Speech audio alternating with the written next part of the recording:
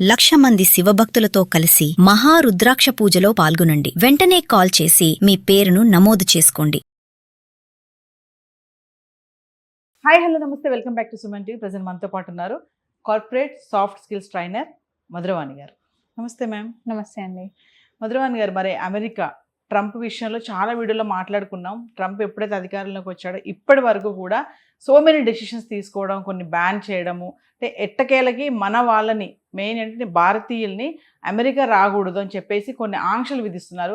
కొత్తగా చూసుకుంటే ఎవరైతే గ్రీన్ కార్డ్ వచ్చి అక్కడ సెటిల్ అయిపోయి ఉంటారో వాళ్ళందరూ కూడా మళ్ళీ రెన్యువల్ కానీ ఇవన్నీ ఉంటాయి కదా, ఇండియా వెళ్ళాలి, ఇండియా వెళ్ళిపోవాల్సిందే, వాళ్ళు ఇక్కడ ఉండి చేసుకోవాల్సిన పని లేదు, ఇండియా వెళ్ళి చేసుకుని రావాలని చెప్పేసి ఒక ఇన్ఫర్మేషన్ ఇవ్వడం అయితే జరిగింది. మళ్ళీ కొన్ని అప్డేట్స్ కూడా వచ్చాయనుకోండి. అసలు ఎందుకు మన వాళ్ళు ఇంత టార్గెట్ చేస్తున్నాడు ట్రంప్ అని అంటే, మనం H1B నుండి, అంటే ఎవరైనా H1B వీసాకి వెళ్ళిన వాళ్ళు గ్రీన్ కార్డ్ అనేది ఒక డ్రీమ్. వాళ్ళకి గ్రీన్ కార్డ్ వచ్చేసి ఇంకా అక్కడనే పర్మనెంట్ సిటిజన్ గా ఉండొచ్చు అని చాలా మందికి డ్రీమ్.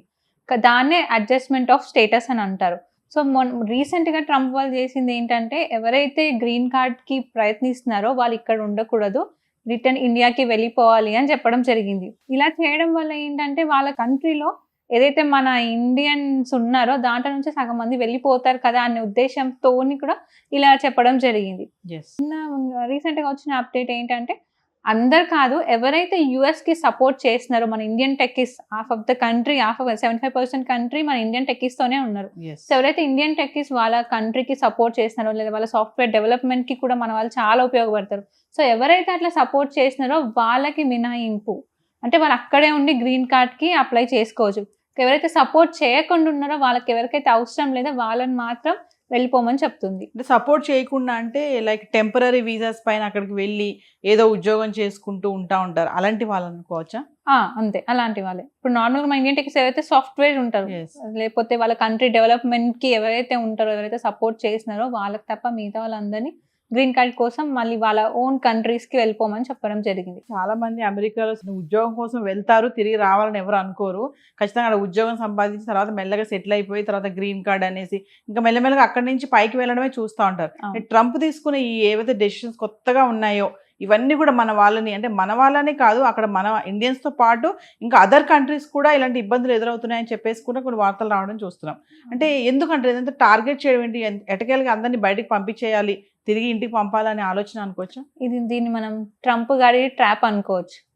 అంటే ఆయన కొత్త వెతికి మరి అన్నిట్లో భూతద్దంలో చూసిన ఎక్కడ దొరుకుతారా, ఎక్కడ వీళ్ళని రిటర్న్ పంపించాలా అని. మనం స్టూడెంట్ వీసా దగ్గర నుంచి చూసుకుంటే లే ఆఫ్స్ అని ఒక్కొక్క రోజు ఒక్కొక్క న్యూస్ వస్తూనే ఉంది. మన ఇండియన్ టెక్కీస్ ఇన్ని లే ఆఫ్స్ అయినాయి, ఇంతమంది రిటర్న్ వచ్చేసారు, ఇంతమంది అక్కడ ఇబ్బంది పడుతున్నారు, లీగల్ గా ఫేస్ చేస్తున్నారు. ఇవన్నీ కూడా ట్రంప్ గారి ట్రాప్ అనుకోవచ్చు మనం.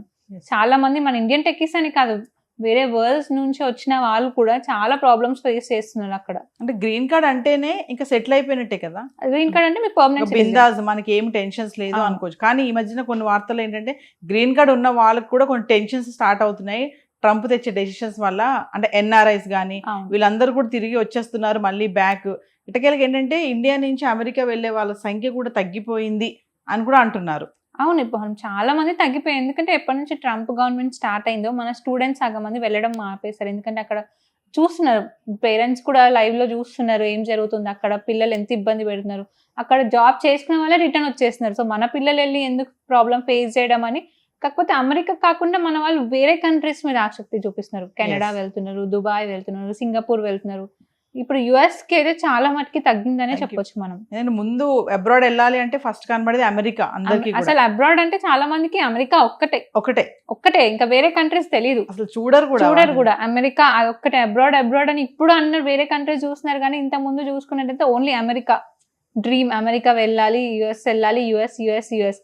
కానీ ఇప్పుడు అట్లా లేదు, మొత్తం సిచ్యువేషన్ మారిపోయింది. చాలా మంది ఇప్పుడు దుబాయ్కి వెళ్తున్నారు, దుబాయ్ చదువుకోవాలి, సింగపూర్, ఆస్ట్రేలియా, కెనడా, చాలా వరల్డ్స్ ఇంకా వేరే కంట్రీస్ చాలా డెవలప్ అయినాయి ఇప్పుడు మనకి. అంటే పేరెంట్స్ కూడా మేడం ఒక సజెషన్, అంటే అబ్రాడ్ అంటే అమెరికాకి కాకుండా వేరే కంట్రీస్ కూడా ఉన్నాయి, అవి కూడా రెడ్ కార్పెట్ వేసి పిలుస్తున్నాయని చెప్పేసి మేము కొన్ని వీడియోలు చేయడం కూడా జరిగింది. అంటే పేరెంట్స్ కి ఎందుకు ఈ ధోరణి మారటం లేదు, అమెరికా వెళ్ళాలి, అక్కడ సెటిల్ అవ్వాలి, మంచి లైఫ్ ఉంటుంది, గ్రీన్ కార్డ్ వస్తుంది, సెటిల్ అయిపోవచ్చు, ఎన్ఆర్ఐ అయిపోవచ్చు, మస్తు డబ్బులు కూడా సంపాదించు అన్న ఆలోచనే ఉంటది పేరెంట్స్. మనం ముందు ఒకప్పుడు చూసుకుంటే ఎవరైతే యుఎస్ కి వెళ్ళారో వాళ్ళు యుఎస్ నుంచి అక్కడ ఉండుకుంటే మన ఇండియాలో ప్రాపర్టీస్ కొనేవాళ్ళు, ఇల్లులు కొనడం, ల్యాండ్స్ కొనడం, ప్రాపర్టీ కొనడం. అంటే వచ్చినప్పుడు చాలా హుందాగా రావడం, ఇన్ని డబ్బులు సంపాదించడం, ఇన్ని కోట్లు సంపాదించడం అని, అంటే చుట్టుపక్కల వాళ్ళు చూసి కూడా అరే మా వాళ్ళు అక్కడికి వెళ్తే సెట్ అవుతారేమో, మన పిల్లలు కూడా ఇట్లా డెవలప్ అవుతారేమో అనే అదే మైండ్ సెట్ లోనే ఉన్నారు మన వాళ్ళు.